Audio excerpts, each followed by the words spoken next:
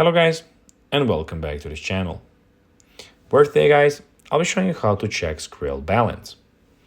So guys, the first thing that you of course need to do is go to the Google Play Store or the App Store and download the Skrill application. After that, you just need to go and log into your profile or register to Skrill if you haven't already done that, of course.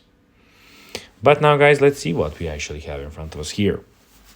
So as you can see, in the top side, we have the Add, Transfer and Exchange.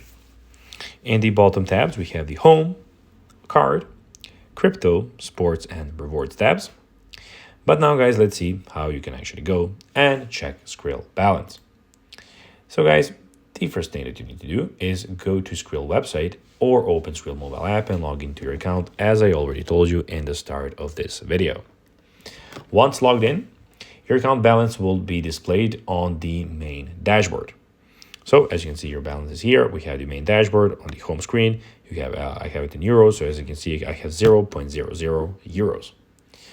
If you have multiple accounts in different currencies, click on the Accounts tab to view the balance of each account.